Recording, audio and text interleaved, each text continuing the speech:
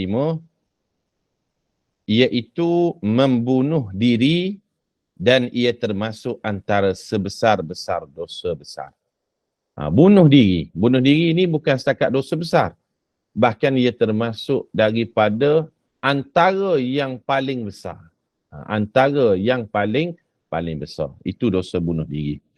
Dibawakan oleh Imam Az-Zahabi ada 2 dalil daripada Al-Quran dan ada 4 dalil daripada hadis Nabi sallallahu alaihi wasallam. Insya-Allah kita akan baca satu-satu dan saya lihat jika berkesempatan kita boleh ambil lah dosa besar yang ke-26. Maknanya 2 kita ambil pada pagi ni. Dosa besar yang ke-26 hakim yang jahat. Kalau sempat kita juga boleh bacakan kelak insya-Allah. Kita baca dulu dalil daripada Al-Quranul Karim. Para jemaah yang ada kitab, bolehlah kita sama-sama membaca ayat tersebut agar kita dapat kutip pahala membaca Al-Quran. Firman Allah Ta'ala, A'udhu billahi minasyaitanir rajim. وَلَا تَقْتُلُوا أَنفُسَكُمْ إِنَّ اللَّهَ كَانَ بِكُمْ رَحِيمًا وَمَنْ يَفْعَلْ ذَلِكَ عُدْوَانًا وَظُلْمًا فَسَوْفَ نُصْلِيهِ نَارًا وَكَانَ ذَلِكَ عَلَى اللَّهِ يَسِيرًا إِن تَجْتَنِبُوا كَبَائِرَ مَا تُنْهَوْنَ عَنْهُ نُكَفِّرْ عَنْكُمْ سَيِّئَاتِكُمْ وَنُدْخِلْكُمْ مُدْخَلًا كَرِيمًا. Surah An-Nisa ayat yang ke-29 hingga 31. Maksudnya, Allah Ta'ala memerintahkan, janganlah kamu berbunuh-bunuhan sesama sendiri. Jangan bunuh diri, kata Allah. Sesungguhnya Allah sentiasa mengasihani kamu. Kalau kamu rasa putus asa, jangan putus asa. Allah Subhanahu wa Ta'ala sentiasa sayang dan kasih pada kamu. Sesiapa yang berbuat demikian, iaitu sesiapa yang membunuh dirinya dengan tujuan untuk menceroboh ataupun melakukan aniaya, maka kami akan masukkannya ke dalam api neraka. Dan balasan demikian adalah mudah bagi Allah.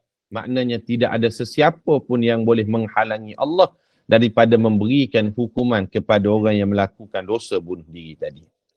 Jika kamu menjauhkan dosa-dosa besar yang dilarang untuk dilakukan, kami akan ampunkan kesalahan dosa-dosa kecil kamu dan kami akan masukkan kamu ke dalam syurga yang mulia.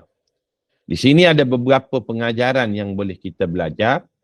Yang pertama, hukum membunuh diri ini hukumnya haram dan berdosa besar dan diancam Allah dengan azab yang sangat keras. Apa dia? Dimasukkan ke dalam neraka. Bahkan Allah Subhanahu wa Ta'ala katakan tak ada orang pun yang boleh menghalangi Allah daripada mencampakkan orang yang melakukan dosa bunuh diri ini ke dalam neraka. Tetapi para ulama membahaskan, adakah membunuh diri ini menyebabkan dia keluar daripada Islam? Tidak. Kerana ada satu kes orang yang membunuh diri pada zaman Nabi sallallahu alaihi wasallam, antaranya hadis riwayat daripada Ibnu Majah, Rasulullah tidak melakukan solat jenazah ke atas orang yang membunuh diri tersebut, tetapi Rasulullah memerintahkan sahabat lain melakukan solat jenazah. Maknanya kalau dia bukan daripada ahli iman, pastinya Rasulullah tidak akan mengarahkan sahabat lain melaksanakan solat jenazah tadi. Sebab apa Rasulullah tidak melaksanakan solat jenazah? Kerana Rasulullah itu adalah pemimpin negara. Jadi nak menunjukkan bahawasanya ketegasan dalam perkara ini, diri Rasulullah tidak lakukan, tapi dalam masa yang sama agar kewajipan solat jenazah itu dilakukan oleh sahabat yang lain. Jadi hukumnya haram dan berdosa besar tetapi tidak mengeluarkan pelakunya daripada Muslim. Banyak sebab sekarang ni orang bunuh diri. Kadang-kadang sebab apa bunuh diri? Putus cinta, kata dia. Putus cinta. Ada dan kecewa sangat. Kerana itulah first love, kata dia. Cinta pertama dan terakhir. maka bila putus cinta atas sebab-sebab tertentu, maka putuslah harapannya untuk hidup, maka dia rasa stres, dia rasa tak semangat lagi untuk hidup, maka dia menamatkan riwayat dia. Ada orang putus bukan sebab putus cinta, sebab bercerai. Bila bercerai dan sebagainya, dalam keadaan anak-anak mungkinlah dia jaga tekanan hidup, tekanan ekonomi, kos pula mahal, suami pula tak kisah, bekas suami tak kisah pada anak dia, maka dia bunuh diri dengan cara macam mana?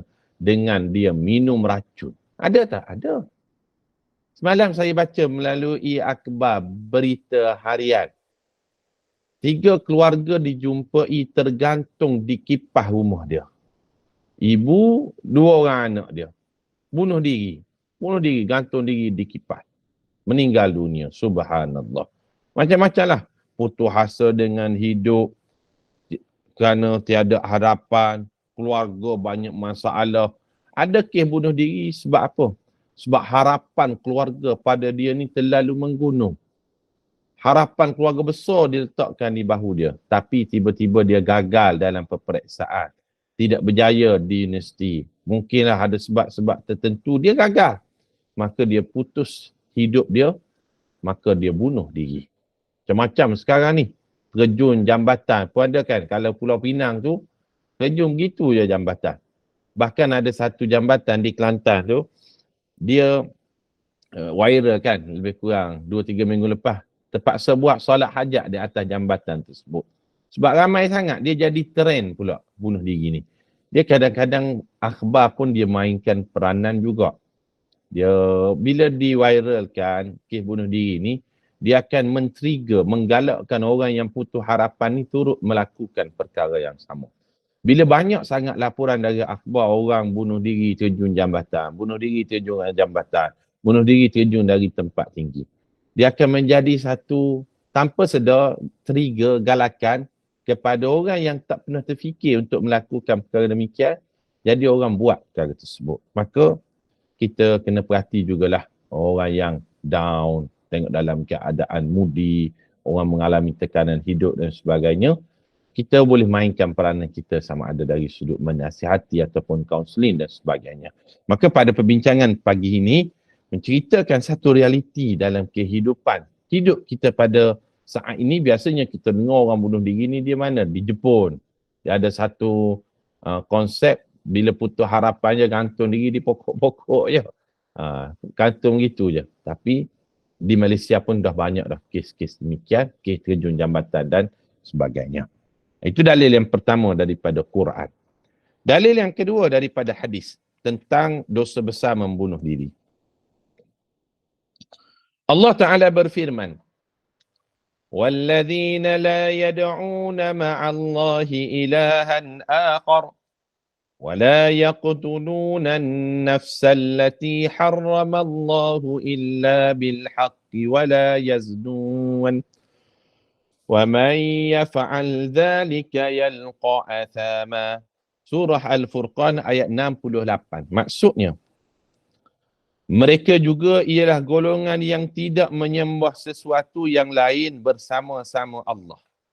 Dan tidak membunuh jiwa yang diharamkan Allah membunuhnya.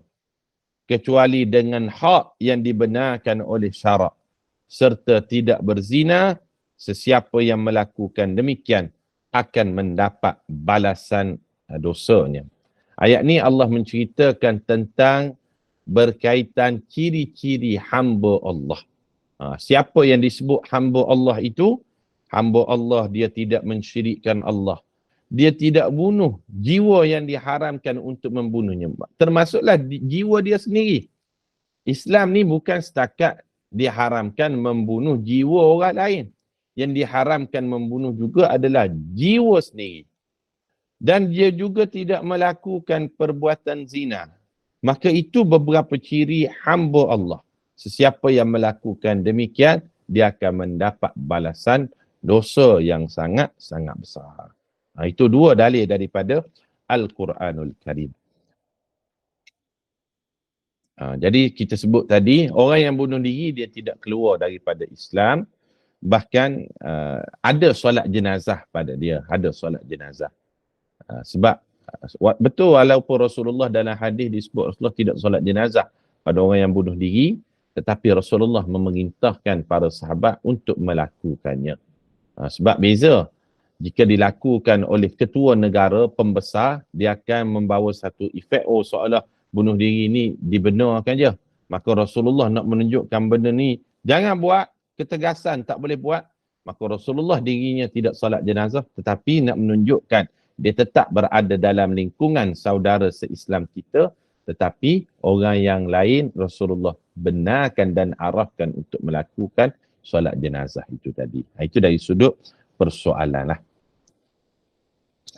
Kemudian, dalil daripada hadis Nabi SAW ada 4 dalilnya.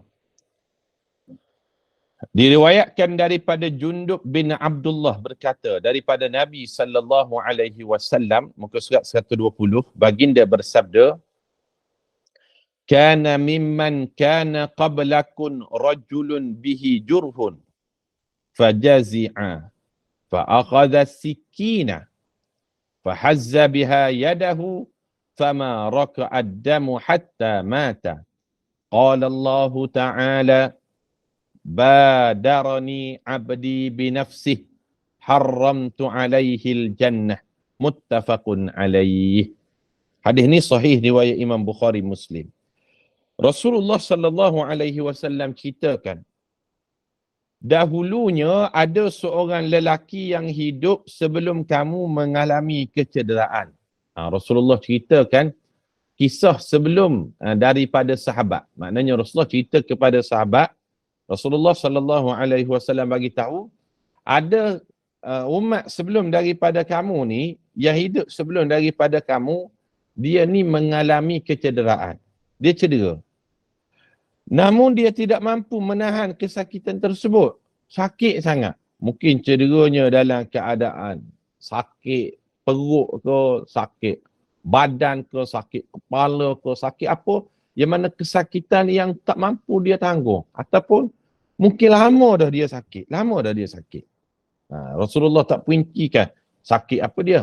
Tapi sakit yang menyebabkan dia tak mampu tahan lagi sakit tersebut. Mungkin kerana terlampau sakit ataupun kesakitan yang berpanjangan. Lalu lelaki tersebut dia mengambil pisau dan memotong tangannya. Maka oleh kerana lama sakit ataupun sakit sangat ni, dia pun ambil pisau, dia potong ni. Orang nadi dia. Dia potong nadi dia dekat tangan. Putus. Bila putus tangan, ketika itulah Rasulullah SAW ceritakan darahnya terus mengalir sehingga dia meninggal dunia. Mati dia. Sebab apa?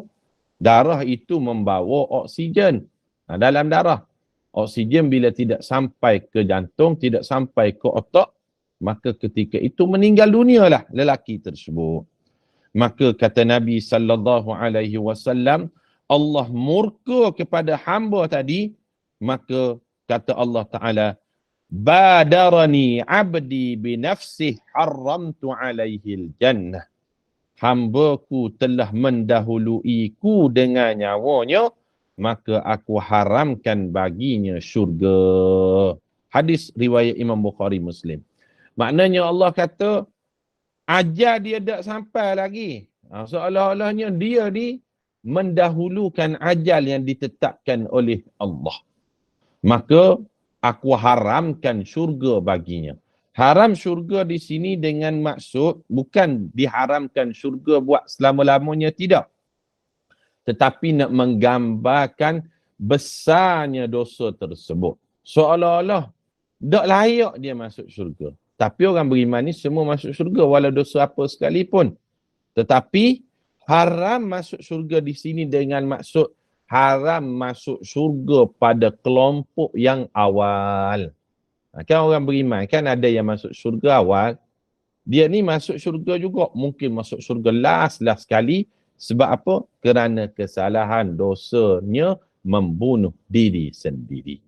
Jadi kita garis bawahkan, haram syurga kepada orang yang membunuh diri bukan bermaksud haram mutlak selama-lamanya. Tidak. tetapi haram dalam tempoh-tempoh tertentu sehinggalah dia dikenakan siksaan. Faham para jemaah sekalian? Haram. Contohnya, la yadkhulunal jannah qati'u rahimin. Tidak akan masuk syurga orang yang memutuskan silaturrahim. Adakah orang yang memutuskan silaturrahim tidak masuk syurga selama-lamanya? Dia akan jadi kufur dengan dia putuskan silaturrahim? Tidak. Haram masuk syurga ataupun tidak masuk syurga di situ membawa maksud larangan terhadap perbuatan itu larangan yang tegas. Dan tidak masuk syurga membawa maksud tidak masuk syurga dalam kelompok yang awal. Dia masuk syurga juga orang yang putus silaturahim ni. Tapi masuk syurga lambat. Jelas para jemaah? Ini perlu kita jelaskan ni. Nanti ada pula kata, oh tidak masuk syurga orang yang memutuskan silaturahim. Maka dia kufur lah Ustaz. Tidak. Dia tidak sampai kepada kufur. Dia dosa besar tetapi tidak mengeluarkan dia daripada daerah dia sebagai orang yang beriman. Maknanya diancam kerasnya perbuatan tersebut, maka dikatakan padanya awak tidak masuk syurga, tidak masuk syurga dalam kelompok yang awal. Itu maknanya. Itu dalil yang pertama daripada hadis Nabi sallallahu alaihi wasallam. Seterusnya, diriwayatkan daripada Abu Hurairah katanya Rasulullah sallallahu alaihi wasallam bersabda, "Man qatala nafsahu bihadidatin fahadidatuhu fi yadihi yatawajja'u biha fi batnihi fi nari jahannam khalidan mukhalladan fiha abada. Wa man qatala nafsahu bisummin fasummuhu fi yadihi yatahassahu fi nari jahannam khalidan mukhalladan fiha abada." Hadis ni sahih riwayat Imam Bukhari Muslim, disebut muttafaqun alaih. Muka surat 121. Sesiapa yang membunuh diri dengan besi, kata Rasulullah sallallahu alaihi wasallam. Dia ambil pisau, dia ambil parang, dia ambil benda tajam, dia tikam perut dia, dia bunuh diri. Maka besi tersebut akan berada di tangannya sambil merobek-robek isi perutnya di dalam neraka Jahannam dalam keadaan kekal abadi tempoh yang lama di dalamnya. Subhanallah. Kalau dia cara dia bunuh diri itu dengan cara tikam perut dia dengan besi yang tajam. Di dalam neraka kelak, perbuatan itu dia akan berlakukan berulang kali. Tong tong tong tong sampai bila-bila lah. Maknanya kalau dia orang Muslim, lama dia berada dalam neraka tadi sehinggalah habis dosanya, tempoh-tempoh tertentu, barulah dia layak masuk syurga. Kalau dia terjun bangunan Ustaz, maknanya dalam neraka dia akan terjun bangunan tu lah. Terjun tempat tinggi, sakit, hancur, dihidupkan balik. Kemudian dia tak mati dalam neraka ni. Dalam keadaan hancur dia, ulang lagi. Hancur, ulang lagi. Ulang sampai tempoh yang lama. Kalau dia orang kafir, sampai kekal abadilah. Kalau dia orang Islam, tempoh yang sangat lama. Kalau dia minum racun, maka racun itu juga akan diminum di dalam neraka kelak. Sesiapa yang membunuh diri dengan meminum racun, kata Nabi SAW, maka dia akan memegang racun dengan tangannya sambil menghirup racun tersebut dalam keadaan kekal abadi tempoh yang lama di dalam neraka. Subhanallah. Tengok apa cara macam dia membunuh diri, maka dengan cara itu dia akan melakukannya secara berulang-ulang. Kalau dia bunuh diri dengan cara gantung dirinya di tempat-tempat tertentu, di kipas, di jendela, di balkoni, maka dia akan ulang perkara tersebut sampailah tempoh yang lama bagi orang Islam. Kalau orang yang kafir, khalidan mukhalladan abada, sampai bila-bila. Itu dalil yang kedua. Dalam sebuah hadis yang sahih dinyatakan, ada seorang lelaki yang tidak mampu menahan sakit akibat kecederaan. Ni di medan perang. lalu dia membunuh diri dengan mata pedangnya sendiri. Lalu baginda sallallahu alaihi wasallam bersabda, huwa min ahlin nar, dia termasuk dalam kalangan penghuni neraka. Hadis sahih riwayat Imam Bukhari Muslim. Ni pula Rasulullah sallallahu alaihi wasallam bagi tahu ada dalam kalangan dia ni sahabat, dia sahabat. Sebab apa? Sebab dia ni bersama dengan Nabi dalam medan perang, Tak tahulah apa nama dia, tidak disebutkan. Bila dia cedera dalam medan perang, kemudian orang bagi tahulah, Allahu Akbar, beruntungnya si fulan ni. Sebab apa? Dia ni mati syahid. Dia ni dalam keadaan berjihad sehingga dia meninggal dunia. Pandangan mata orang. Dia tak tahu. Tetapi Rasulullah Allah Ta'ala bagi tahu kepada dia, lelaki tadi, dia bukan mati kerana dia berperang, tetapi mati kerana dia membunuh diri kerana tidak mampu menahan kesakitan akibat kecederaan di medan perang. Mungkin dia cedera di bahagian-bahagian tertentu, maka oleh kerana sakit, orang datang nak merawat pun lambat lagi, maka mungkinlah dia ambil senjata dia, dia pun bunuh diri dia. Bila dia meninggal dunia, orang katakan, oh beruntungnya awak mati syahid. Oh beruntungnya awak ni meninggal dalam keadaan jihad. Rasulullah kata, no way. Tidak. Sebenarnya, dia berada dalam neraka. Apa sebab? Kerana dia bukan mati syahid, dia mati dalam keadaan membunuh diri kerana tidak mampu menahan kesakitan akibat kecederaan. Subhanallah. Allahu Akbar, besar ujian baginya. Itu dalil yang ketiga daripada hadis Nabi sallallahu alaihi wasallam. Last sekali. Dalil yang keempat. Daripada Yahya bin Abu Bukair, daripada Abu Kilabah, daripada Thabit bin Dhahhak, daripada Nabi sallallahu alaihi wasallam, Rasulullah sallallahu alaihi wasallam bersabda, la'nul mu'mini ka qatlih, wa man qadhafa mu'minan bi kufrin fahuwa ka qatilihi, wa man qatala nafsahu bi syai'in adzabahu Allahu bihi yaumal qiyamah. Riwayat Imam Bukhari dan Muslim. Maksudnya, dosa melaknat orang Muslim sama seperti dosa membunuhnya. Masya Allah. Kita kata laknat, kita kata perkara yang tidak sepatutnya diucapkan, perbuatan tersebut seperti membunuh. Sebab apa? Dia telah menjatuhkan maruah orang Islam tersebut. Sesiapa yang menuduh seorang mukmin sebagai kafir, maka dia seolah-olah telah membunuhnya. Kita katakan dia orang Islam, tapi kata kafir pada dia. Awak ni kafir lah, awak ni munafik lah, awak ni tak beriman lah. Jangan demikian, tak baik. Sebab apa? Perbuatan itu seperti membunuh dia. Membunuh apa dia? Membunuh dari sudut aib dia, maruah dia, dari sudut kepribadian dia. Jangan sampai tahap macam tu, tuduh-tuduh orang kafir. Jangan. Sesiapa yang membunuh dirinya menggunakan sesuatu, Allah akan mengazabnya dengan alat tersebut pada hari kiamat. Siapa yang bunuh dengan apa-apa orang lain, maka azabnya akan dikenakan pada hari kiamat. Hadis ini hadis sahih riwayat Imam Bukhari dan Muslim. Moga Allah jaga diri kita dan zuriat keturunan kita daripada melakukan dosa-dosa besar sedemikian, kerana haram ditumpahkan darah orang lain, begitu juga haram menumpahkan darah diri sendiri. Itu dosa besar yang ke-25. Masih ada masa berbaki, kita ambil lah dosa besar yang ke-26. Sebab kita target insya-Allah tahun ni kita boleh khatam kitab kita yang keempat ni, kitab Al-Kabair. Dosa besar yang ke-26.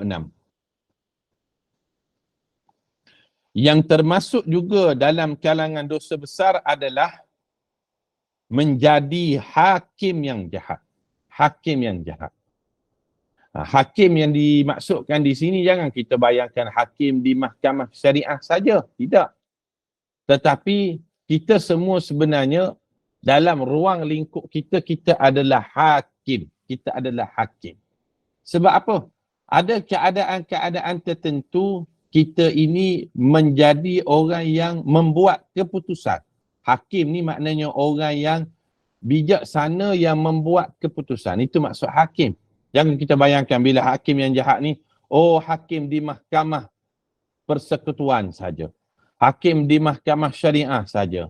Hakim magistrat saja. Hakim di mahkamah rayuan saja. Hakim mahkamah tinggi saja. No. Kita sebenarnya adalah hakim. Hakim ni maknanya hikmah. Orang yang membuat keputusan dengan bijaksana. Kalau dia buat keputusan dengan adil, maka dia termasuk dalam kalangan orang yang mendapat ganjaran yang cukup tinggi di hari akhirat kelak. Tetapi kalau dia membuat keputusan secara zalim, dengan jahat, dia tidak menilai dengan teliti, tidak menilai dengan adil, maka dia juga disebut sebagai hakim yang jahat, tertakluk kepada dosa besar yang ke-26. Para jemaah faham tak? Jangan kita bayangkan, oh ini hakim yang jahat ni, oh tak terlibat dengan saya. Bukan, saya bukan hakim. Tak. Hakim di situ ialah, itu jawatan dia hakim.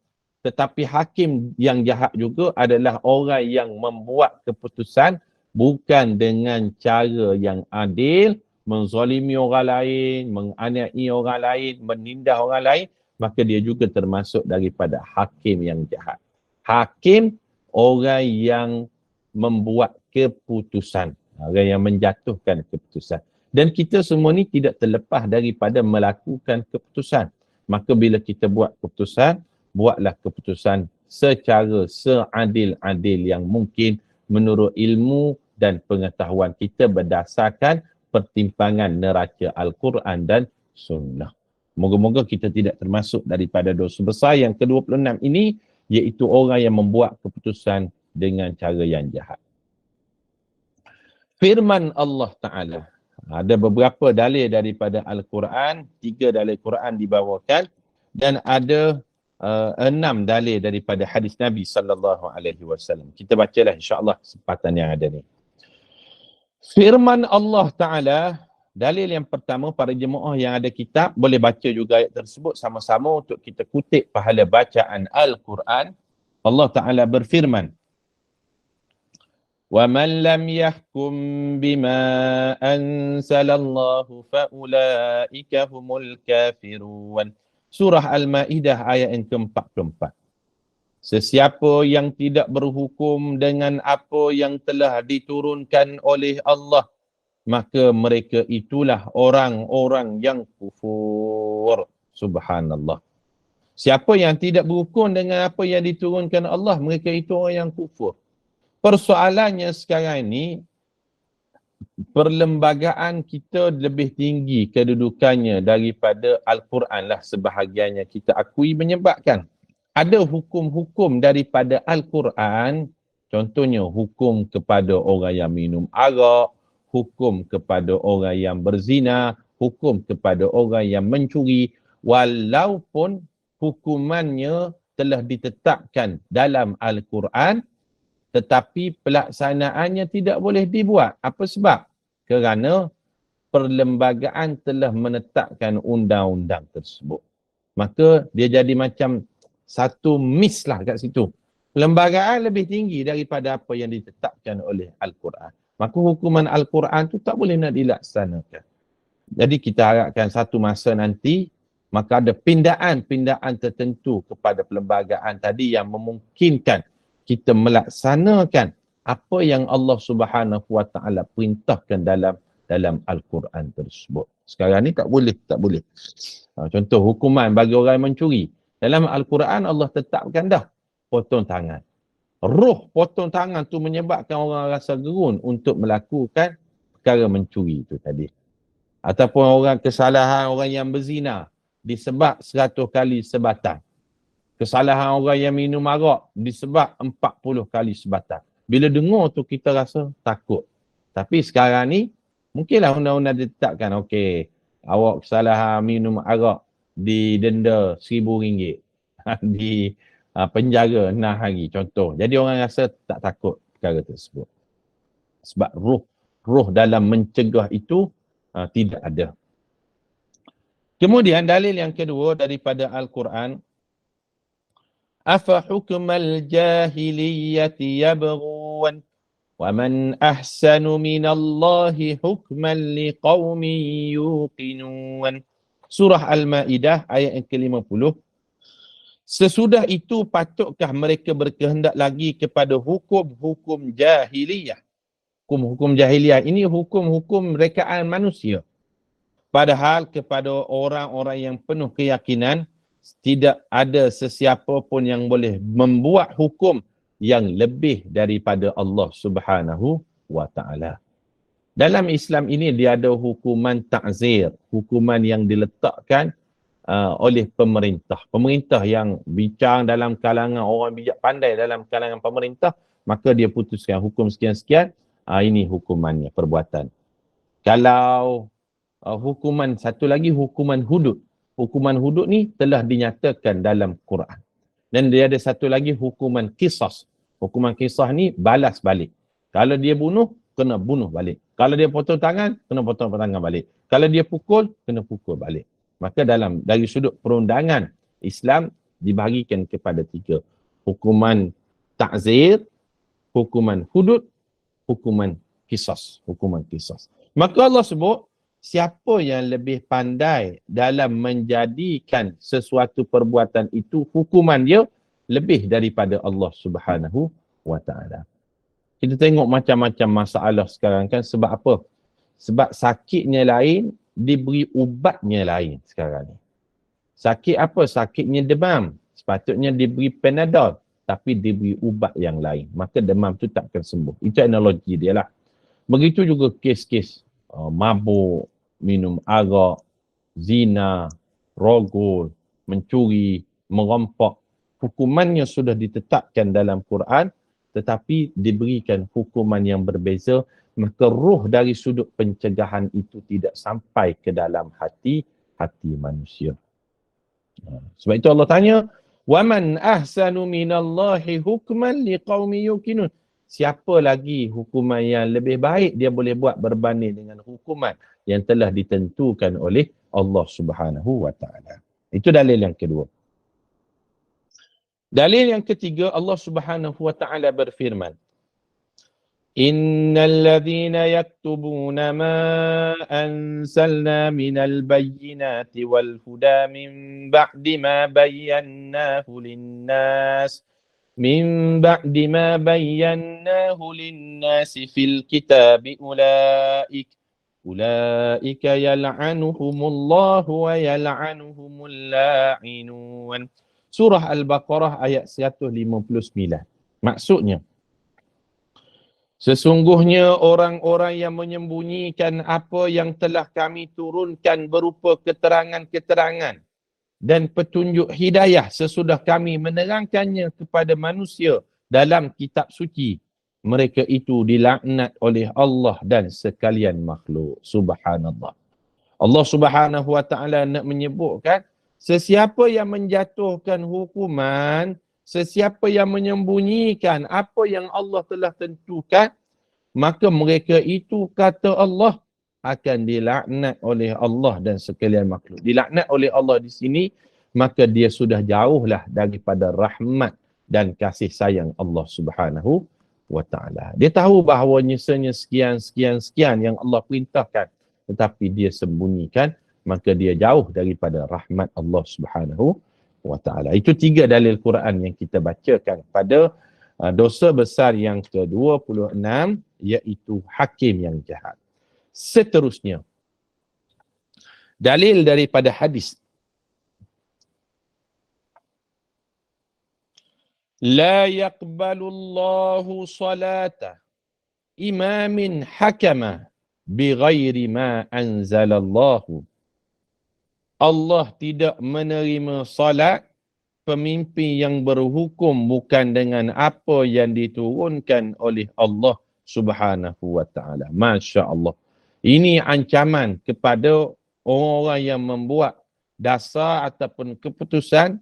Nabi SAW sebut, Allah tak terima salat pemimpin yang berhukum bukan dengan apa yang diturunkan oleh Allah Subhanahu wa ta'ala. Keras ancamannya. Maknanya benda ni satu larangan yang cukup tegas.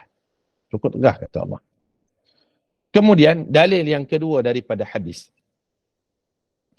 Al-Hakim turut mensahihkan sebuah hadis riwayat Buraidah. Dan tindakan tersebut adalah di bawah tanggungannya daripada Nabi sallallahu alaihi wasallam. Rasulullah sallallahu alaihi wasallam bersabda, "Qadin fil jannah wa qadiya fin nar. Qadin arafal haqqa faqada bihi fahuwa fil jannah wa qadin arafal haqqa fajara muta'ammidan fahuwa fin nar wa qadin qada bighairi ilmin fahuwa fin nar." Maksudnya,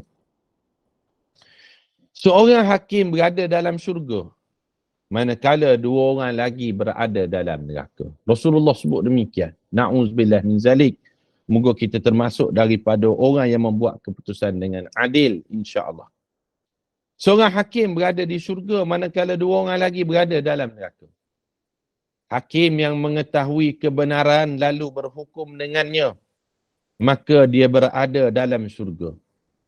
Manakala hakim yang mengetahui kebenaran namun menyimpang daripadanya dengan sengaja, maka dia berada dalam neraka. Dan hakim yang menetapkan keputusan tanpa ilmu, maka dia berada di dalam neraka. Subhanallah. Sebab apa begitu keras ancaman kepada hakim?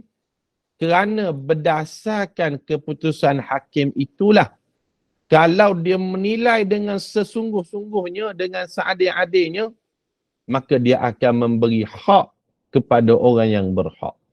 Dan sekiranya dia menjatuhkan hukuman dengan cara yang tidak betul, dengan tidak adil, dengan jahat, dia akan menzalimi manusia yang lain secara berperingkat-peringkat dalam keadaan jangka masa yang lama. Contoh, hakim silap buat keputusan. Berdasarkan penilaian dia, seseorang itu dikira bersalah atas cukup bukti baginya. Padahal dia tidak buat pun. Mungkin masalah-masalah teknikal tadi menyebabkan seseorang ni jatuh hukuman. Kesilapan jatuh hukuman itu menyebabkan bukan saja orang yang dijatuhkan hukuman dizalimi, tetapi anak isterinya, maruahnya, keluarganya juga akan turut terzalimi. Maka pekerjaan sebagai hakim yang menjatuhkan hukuman ini bukan biasa-biasa pekerjaannya. Memerlukan kita banyak bermunajat kepada Allah, minta kepada Allah petunjuk agar kita ini termasuk daripada hakim yang adil, insya-Allah. Kemudian dalil daripada hadis seterusnya muka surat 125, last sekali lah pada pagi ini kita ambil sebab pukul 8.20 ada kuliah yang lain. Rasulullah sallallahu alaihi wasallam bersabda, muka surat 125, qadiyani finnar wa qadin fil jannah wa dzakara al hadith qalu fama dhanbu hadha alladhi yajhalu qala dhanbuhu alla yakuna qadiyan hatta ya'lam. Dua hakim berada di neraka manakala seorang lagi berada di syurga. Baginda meneruskan sabdanya, para sahabat berkata, apakah dosa hakim yang tidak berilmu ini? Baginda menjawab, dosanya ialah dia tidak boleh menjadi hakim sehinggalah dia berilmu. Maka semestinya orang yang nak menjatuhkan hukuman itu mestilah orang yang ada ilmu dan banyak minta bantuan daripada Allah supaya ditunjukkan kebenaran agar kebenaran itu boleh diikuti, ditunjukkan mana yang disebut sebagai kesalahan supaya kesalahan itu boleh dijauhi. InsyaAllah para jemaah sekalian, kita berhenti dulu pada hadis tersebut. Kesempatan yang lain kita akan tengok pula lah dosa besar, dosa yang seterusnya, dosa besar yang ke-27 daripada kitab Al-Kabair ini. Moga-moga bermanfaat bincangan kita pada pagi ini, insya-Allah. Aku qauli hadza wa astaghfirullahal azim li wa lakum. Assalamualaikum warahmatullahi wabarakatuh. Saya serahkan kembali pada Upah. Silakan. Waalaikumsalam warahmatullahi wabarakatuh. Terima kasih banyak Ustaz. Alhamdulillah, syukur kepada Allah. Kita dapat mendengar kupasan yang terperinci daripada Ustaz tentang dosa-dosa besar pada pagi ini. Alhamdulillah untuk makluman perempuan sekalian. Selepas ini kita bertuah, kita akan ada satu lagi kuliah duha di mana Al-Fadil Ustaz Dr. Ustaz Farid, nama?